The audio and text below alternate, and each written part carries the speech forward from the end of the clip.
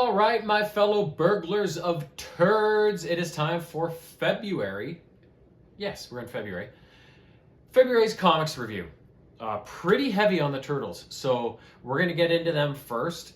And if I have to access some of the comics to determine certain aspects of the story, you'll have to forgive me because there's so many issues. They're kind of all getting muddled in my mind right now. But anyways, let's start with a whole horde of Ninja Turtles. First up, issue 3 in the Turtles of Grayskull subseries, crossover subseries. So in this one,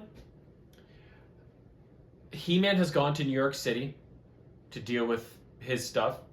The Turtles have gone to Eternia to deal with their stuff because they can't cross paths anymore. So He-Man ends up meeting up with Casey Jones, Splinter, April, talking about the situation. Meanwhile, in Eternia, the Turtles have met up with Man-at-Arms and Teela, and they're discussing the same thing there. So after Splinter trains up He-Man a little bit in the art of ninja, because although he's super powerful and stuff, he's still kind of a blunt object. He doesn't have much subtlety in his game. So Splinter kind of helps him along, trains him up a bit, and then they raid the TCRI building, where they think the answers to their problems can be found, and of course end up getting attacked by Shredder and his goons. Meanwhile, on Eternia, they plan a raid on Snake Mountain where they hope to solve their troubles, and of course Skeletor and his goons get the drop on them. In the meantime, while those battles are going on, Renette is kind of in the time stream watching events, and in Japan a long time ago, she's watching events that she's seen transpire before, when Hamato Yoshi and Oroku Saki are training together, and they're with Hamato's rat watching, and she's seen this story play out before, but suddenly a new player enters the fray, a guy named Shakiru or something like that, and she's never seen him before, so she's like, oh, is this the loop finally becoming untangled? Is this something new? And so it ends up he's kind of a nefarious guy, and so Hamato and Oroku figure out he's kind of an asshole, and they kind of, I don't know if they banish him, but basically tell him to screw off, and they give him a good couple scars on his way. And then, but he ends up coming after Renette in the time stream and renames himself Ninjor. So Turtles are dealing with Shredder, or with Skeletor. He-Man's dealing with Shredder, and now Renette has this Ninjor guy to deal with. So I don't know how all these threads are going to come together in the end, but we're going to find out next month, because next month, the 4th issue, is the last of this sub-series. So I can't wait, because I've loved this collaboration. Next up, issue 20 of the Saturday morning adventures of the Turtles. Oh, God. Anyways, like, you'd think I don't like comics because I'm always yawning when I'm talking about them, but I'm just old and tired. In this one, Splinter's trying to get some peace as the issue starts, but then a ruckus breaks out. A stink bomb has gone off in the sewer lair, and it was actually some sort of or a crowd control device or something Donatello was working on when Mikey surprised him, and the bomb ended up going off, and now the sewer smells like a fart. So basically everybody gangs up on Mikey and is like, why can't you be serious? Why are you always causing trouble? So then Splinter's like, maybe Michelangelo, just go for a walk. So then Mikey is like, okay, whatever. So he takes off on his skateboard and is like, maybe, maybe I should never have been mutated. Maybe they would have liked that better, whatever. And then all of a sudden he falls off his skateboard. He looks down on the ground. He's hit this little ring that he got his wheel caught on. And so when he puts the ring on, a genie pops out. And Michelangelo just basically asks, okay, I want my 3 wishes. And the guy's like, okay, I'm not that genie. That's my cousin, sort of thing, right? So then basically what unfolds from that point onwards is the genie, what's the Christmas movie where, with Scrooge? When they show if he'd never been born, or was that one? But so basically the genie shows Michelangelo This is what would have happened if you'd never been mutated. So Mikey goes to the lair and he's looking for his brothers and Splinter, and they're not there. Finally, he finds Splinter, but Splinter's basically a savage rat man now. And he attacks Michelangelo. He's like, what the fuck? Splinter would never do that. He's like, well, you were never here to make him laugh and call him Splinter and create that family sort of thing, right? And then he gets attacked by the other three turtles, who are kind of a roving band of ne'er-do-wells working for Shredder the Mayor. So as this all unfolds, Michelangelo kind of realizes, oh, you know, maybe it's not so bad. And then when he wakes up he basically wakes up from what seems like a dream in bed, and all the turtles are like, oh, Mikey, when you didn't come home last night, like, we were worried about you. And so then all's forgiven and they're all getting along and whatever. And that's the end of that story. This isn't a continuation one. So that was a standalone story in issue number 20. Next up, this is a big run. This is why the Turtles are so big this month. Issues 1, 2, 3, I think I have them in the right order, and 4 of the Night Watcher sub-series. This one I had planned on getting when it started coming out, but then they didn't put it in my bag at the comic book shop, and I forgot to ask about it, so I was like, oh, it's already well into the run, so I'm not going to be able to find the back issues and whatever. And then just last time I was there, I saw issue 4 on the outside, and I'm like, I'll just have a peek and see if they had tons of issue 4, because it was the most recent, and then they had 1 copy each of issues 1, 2, and 3. So I was like, and I got them. So basically, so far this Night Watcher series, it starts off with basically the Night Watcher character going after this punk kid who has basically kidnapped a mutant and done some other stuff, and he thinks he's tough. Night Watcher hunts him down, beats the Christ out of him, frees the mutant rhino from the trunk, and the mutant rhino wants to take revenge on this kid, but Night Watcher's like, hey, let it go. Don't become like me, right? So then Night Watcher helps get this kid home, kind of thing. And throughout the issue, there's kind of these little interviews, these one-page interviews with various characters, generic characters, except Mona Lisa. Some are human, some are mutants. Just basically talking about the Night Watcher and their thoughts on the Night Watcher. Some applaud the vigilante justice, getting some of the hard jobs done that the cops can't, that kind of thing. Other people on the other side, like, oh, taking matters into their own hands, like, you can't do that, this sort of thing. So it's just kind of an introduction into the Night Watcher's character and what people think of this character. And I was fully expecting the Night Watcher to be Raphael, because that's always who it's been in the past. But it's actually when the Night Watcher takes the helmet off at the near the end of the issue, it's actually Jennika who is under the mask. So she's taken on the mantle of the Night Watcher. And yeah, so then as the issues unfold, the second issue focuses on, like it happens some months earlier, Jennika's been picked up by the cops. She's sitting in the cop car. She's talking to Officer Monty, who's like a moose mutant. And so basically they get talking about stuff, and as they're having this conversation, snippets from Jennika's life kind of go past. When she was still a human and young, she suffered abuse, and then she was doing bad activities. She got taken to jail, blah, blah, blah, and then she got mutated. So it basically talks about her life and the challenges she's had to face and overcome, and eventually the kind of path that led her to become the Night Watcher. So when she's in the back of this cop car, the Officer Monty gets a call, and it's like, we got a thing loose over by the whatever bridge or whatever. So he drives there, and it's this creature inside of a tunnel that's taken some captives, and the cops are trying to defuse the situation. So when some action happens and chaos ensues, Jennika slips out of the cop car and then goes into the tunnel to find out whatever the hell is going on. When she gets there, she finds an old, like, sheep mutant lady, and the cause of the ruckus is a kind of a robotic thing that she's built to basically protect the defenseless.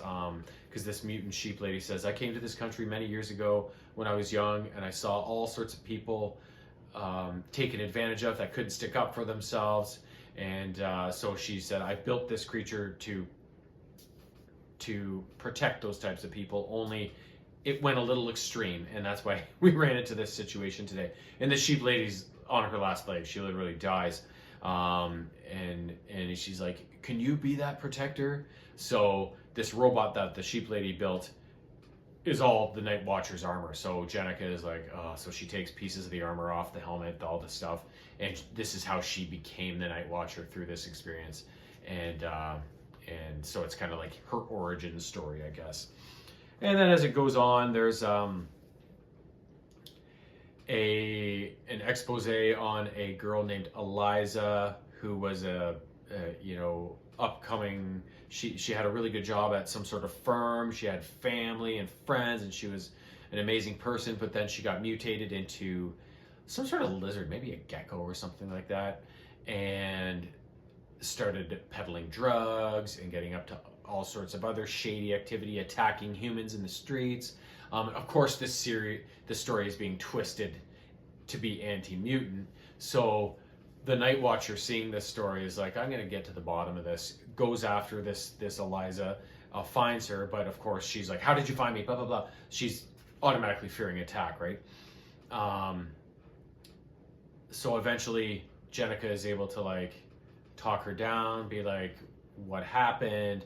So then it basically goes through the actual story of what Eliza went through and how all of it's being twisted against her, or most of it's being twisted against her. And so Jenica takes pity on her, and she's like, they come up with a plan for Eliza to basically stage her own death by suicide sort of thing. But really Jenica's just helping her fake her death so that she can send her out of the city off to somewhere to be safe sort of thing. So the Night Watcher is not only pummeling people and whatever, but she's setting things right. She's doing good things sort of thing, right? And then the last one, the Night Watcher is after this turkey mutant who works for some guy, I forget his name, who ultimately works for Hieronymus Hale, who is the big tubby corrupt guy who's the district attorney. So Night Watcher is after this guy, not to get him, but just to get information on, okay, who's your boss? Where can I find him? I'm going to shut this whole thing down. But obviously the turkey guy thinks he's going to get his ass kicked or whatever, and it's all a setup or whatever. But then this other person in armor arrives on the scene and is also after the turkey guy. And is like, okay, Night Watcher, like, let me have him. I'm a independent contractor working for Hieronymus Hale. I just need to take this guy in. But Night Watcher's like, I'm a mutant. I stick up for my own kind. You know, I'm not just going to let you hand this guy over to be killed sort of thing, right? So basically a big skirmish ensues between Night Watcher and this other armored person. And then Jenica and the turkey guy try to escape sort of thing, but they're always being chased by this other person. And in the end, this other person takes off their mask and it's actually a wolf mutant. So Jenica's like, the fuck, man? Like, you're a mutant? You're going after a mutant? He's like, hey, it's just business sort of thing, right? So, but in the end, I think that Jenica helps the guy get away. Yeah, but then she goes to call Sheena. Or no, the turkey guy goes in willingly with the wolf mutant, and then Jenica fucks off, calls Sheena, but then gets attacked from behind by this big, almost not polar bear, but this huge bear mutant, and they're obviously taking her back to Hieronymus or whoever to, well, let's just say she's going to be in a bit of a pickle, right? Next up, issue 3 of Mutant Nation. So this is Mutant Nation is the series that has the 2 stories in each. The hell is that? In each issue, one focusing on Casey Jones working for Harai, and the other one with Raph, following Raph's adventures with Pepperoni. So the first half is Raph's continuing adventures inside Hangar 18 when him and Metalhead basically forced him to go along with him in infiltrating Hangar 18. So Raph has caused all that chaos, and he's now down in that chamber where Mondo Gecko was being held captive, and a bunch of other mutants by that kind of scientist guy that has a metal cyborg spider body sort of thing. So a fight ensues there between Raph and the scientist guy, and it's going okay. But in the end, the spider guy gets the drop on Raph, and Raph is taken captive. Oh my god. And but just as that kind of story is closing off, Raph is like, well, you may have gotten me, but there's more trouble here than you think. And the spider doctor guy is like, oh, you mean your other insurgent down in the lower levels? Oh yeah, he's being dealt with, no worries there. And Raph is like, uh-oh, pepperoni, that sort of thing. On the other side, the back half of this issue, we see Casey Jones. You know how lately he's been questioning Karai's leadership? She seems a little unhinged after she did that thing that gave her like that dragon spirit inside of her. So finally, he kind of pushes back a bit on Karai. She has one of the Dogstar clan soldiers captive in their facility, and she's about to basically interrogate him, get some information, and she's going to do anything it takes. And Casey Jones is like, whoa, bro, you can't torture. Like, we're not savages here. Like just relax, you know, we'll get the information we need, but you're going a bit overboard. So then Karai is like, what the fuck did you say to me? Are you questioning me? So then a fracas ensues between Karai and Casey Jones, and they trade blows, they trade punches, they trade everything. They're beating the shit out of each other. Finally, Casey hits her, and when she turns back around, like she's turned into kind of a dragon herself, like her face is all scaly and stuff like that. So the inner beast is starting to come out in her, and just as the issue closes off, she's basically like holding Casey Jones up like, you're fucked sort of thing. So it's not looking good for Casey Jones or Raphael, but Casey especially so.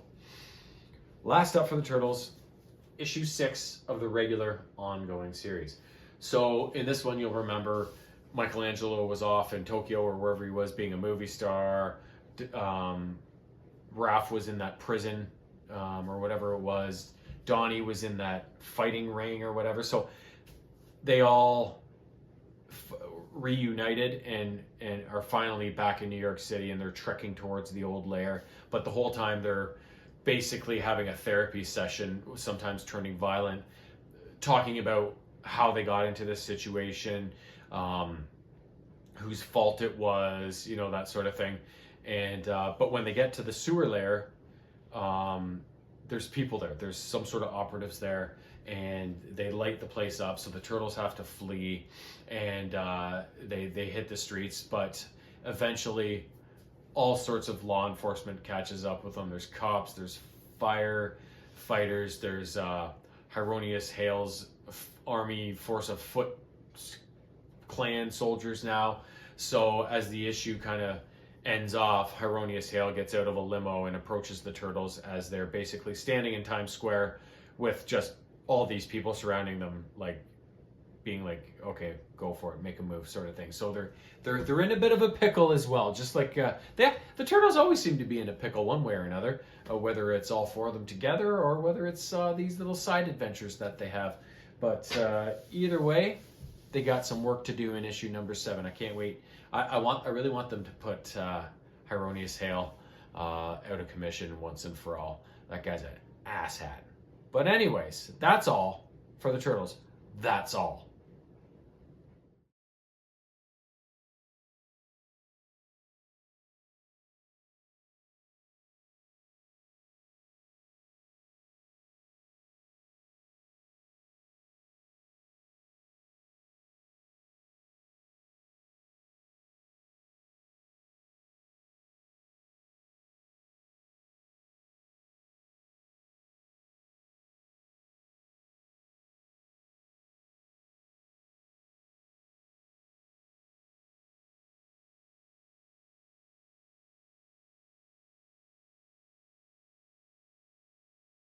Next up, Transformers, and unfortunately only one issue. Remember when Transformers used to be so plentiful? There was all these sub-series.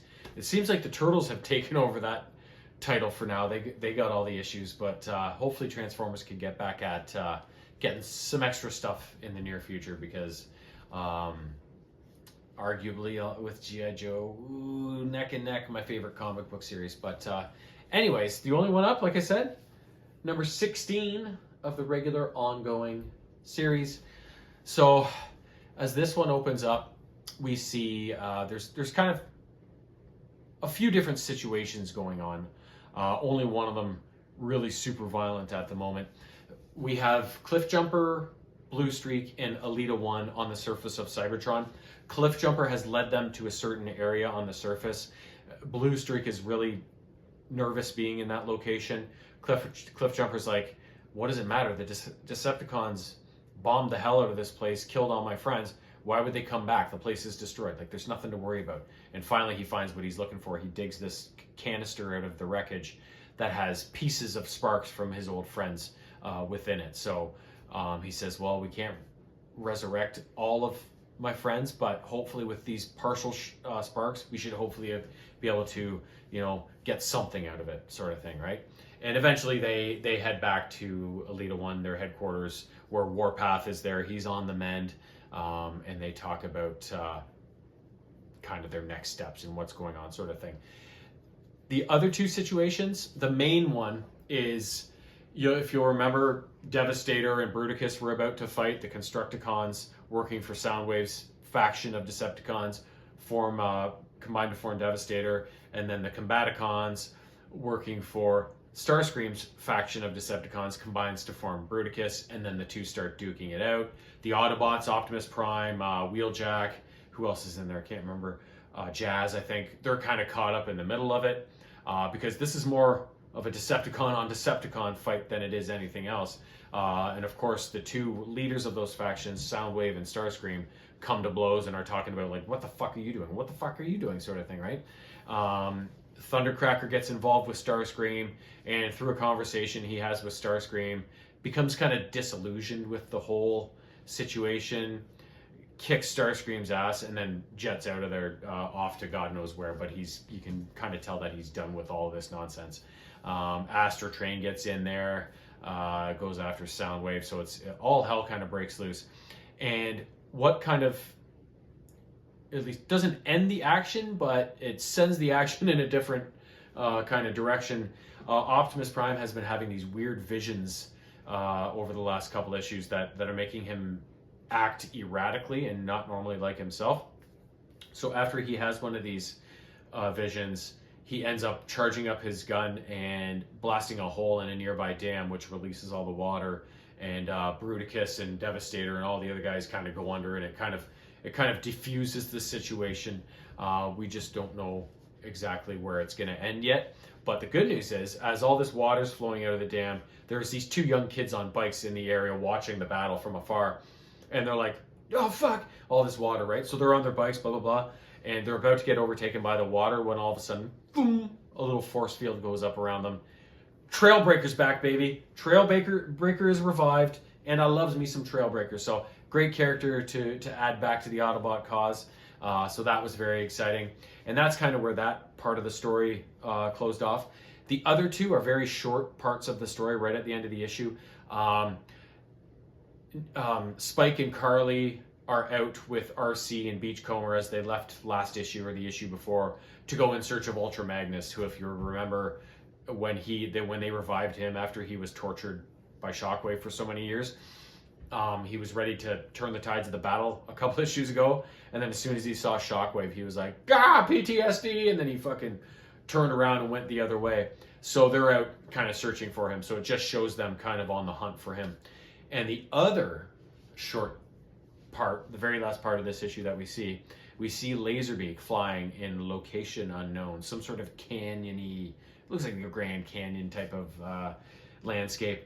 And Laserbeak flies into a cave, and lo and behold, there is Megatron leaning up against the wall, and Megatron grabs him by the neck. He's like, thank you, my loyal minion.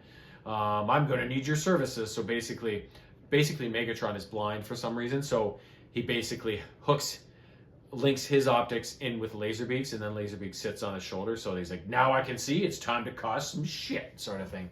And that's how the issue ends. So Um, I'll be curious to see what happens on Cybertron. To see, because so far we haven't really seen any Decepticons up there, so I don't know. And we know that Autobots there are being ravaged, so I expect some sort of action to open up on Cybertron soon. And I'll be curious to see what happens with these partial sparks that Cliffjumper has, because I'm always up for character revivals and seeing who they're going to pick next to be in the story, sort of thing, just like Trailbreaker earlier in the issue, right? I'll be very curious to see where they find Ultra Magnus and if they're able to drag him back into the fight, if they can help him get over his trauma. But most of all, you always know that when Megatron comes back after a hiatus and Starscream has assumed control of things, there's going to be a reckoning coming. So I'm excited to see what happens when Megatron gets back and when he finds there's these two kind of separate factions of Decepticons, how he deals with that. Obviously, he's going to take back over because he's Megatron. But I'll be very curious to see exactly how he deals with this curious situation.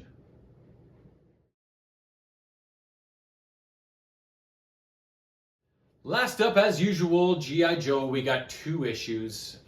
They were both fantastic. God, I love that franchise. First up, issue number 3 of this sub-series that serves as kind of like the origin story of the Joes in a way. So at the end of last issue, Colonel Hawk, after the Joes had taken that beating on their mission, Colonel Hawk and Rock and Roll's dead, Stalker's really injured, Clutch is missing. The Hawk brought in that guy to help them, and him and Duke didn't get along, see eye to eye right off the bat. So as we pick up off the hop on this one, they're still in the middle of their fist fight, and Baroness is asking Colonel Hawk, like, how long do you let this go on for? Well, these guys, they got to work it out on their own, sort of thing. And Baroness is like, oh, so like sort of like a team building thing? Yeah, okay. So they're beating the shit at each other, and finally Stalker, all wrapped up in bandages and fucking bloody and comes in and says, sort it out, stop it, and get your shit together. We've already lost if you're gonna fucking behave like this. He's gonna be on our team. You guys shake hands and fucking get used to it, sort of thing, right? So Stalker lays the law down, and so afterwards, Hawk, Duke, Baroness, this new guy, they start planning. Okay, what do we know? These guys had laser guns. Like, they have to have some sort of major power source in order to do that. Like, who are we? This isn't Mars. Like, who are we dealing with here? And then Duke holds up these guys. He holds up a logo of Cobra, so they don't really know what Cobra is just yet, right? And then all of a sudden, CoverGirl pops her head into the office and goes, guys, emergency transmission, you got to listen to this. And then, so before I tell you what that is, I'm going to tell you what happened at the very start of the issue. With Clutch, we thought he was missing. We didn't know if he was dead, whatever. And remember, he ended up stealing a Viper uniform and then going back with the Cobras to their base and trying to do some digging on the inside. So basically, he gets caught up with all the bigwigs. Destro's there, Mercer's there, Cobra Commander's there, and he's just kind of like trying to sneak through the facility, but he keeps getting caught by people. He's like, what are you doing, soldiers? Like, oh, dude, I forgot, I lost my way. I got hit on the head a few times in that battle, blah, blah, blah. So he keeps getting dragged into these situations when finally Destro and Mercer are talking about stuff and about the weapons, blah, blah, blah. And then Cobra Commander walks in and he goes, stop talking about that stuff because we have a traitor in our midst. And Clutch is like, right? So Cobra Commander's talking about this traitor, blah, blah, blah. And then all of a sudden, one of the scientists in the office goes, and he attacks Cobra Commander with a knife. And Cobra Commander just basically beats the shit out of him and then throws him in a pit of snakes.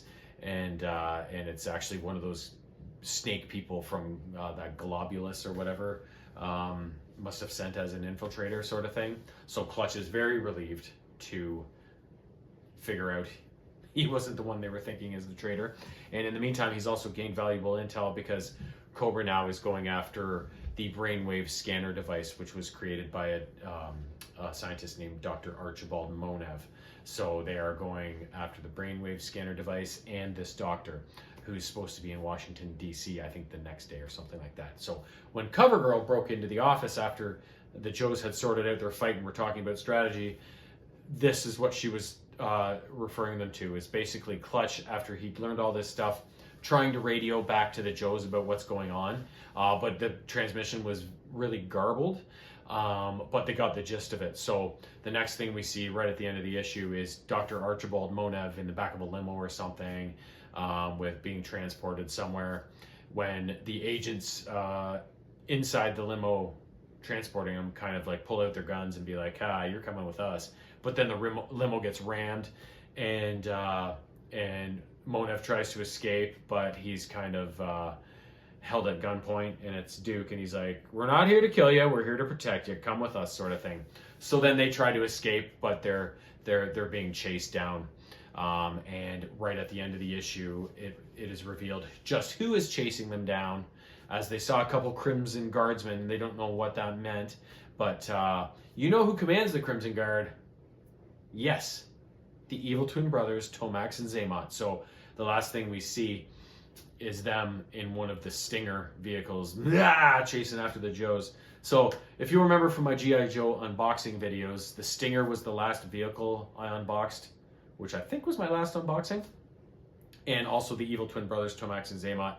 They were a couple of, on 2 or 3 unboxings ago. So I do have those characters in that vehicle. I like G.I. Joe. Next up, last up, issue 313 of the regular ongoing G.I. Joe series. In this one's pretty basic. If you remember at the end of the last issue, Cobra Commander's plan in Springfield had basically failed, and Destro was making a march on the bunker I think it's the rec center or whatever that Cobra Commander is holed up in, after Destro's love Baroness took an injury and the Joes kind of treated her. Destro's like, Cobra Commander's all mine. So we see him go into the building, make his way to the basement. Cobra Commander and one of the Televipers, I think, are watching on some screens Destro's approach, and Cobra Commander's like, we're locked in this bunker with this big steel door. I got Heat and Alley Vipers out there ready to take him out, no problem. But of course, Destro, being a weapons specialist, comes in, deals with the Vipers very quickly, takes them all out with headshots after putting a bunch of smoke in the area. And Cobra Commander's like, smoke? He thinks he can defeat us with smoke. And then meanwhile, they're like, we'll just track him on infrared.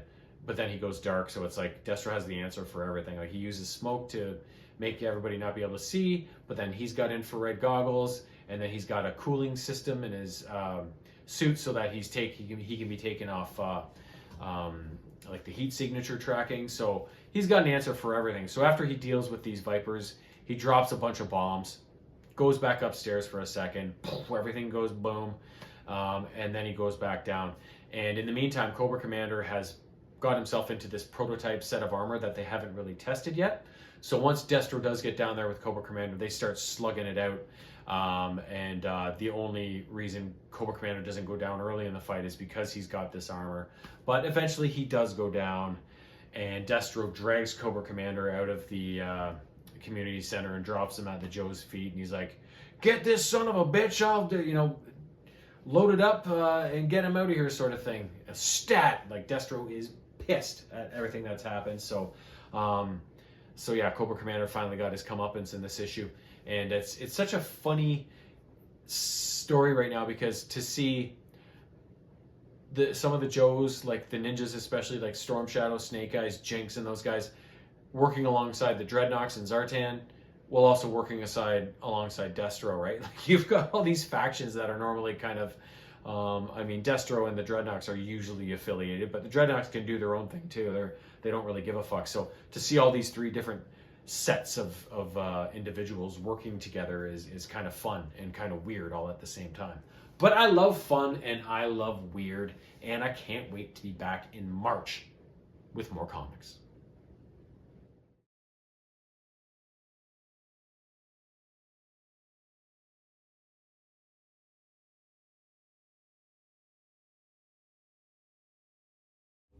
Meow.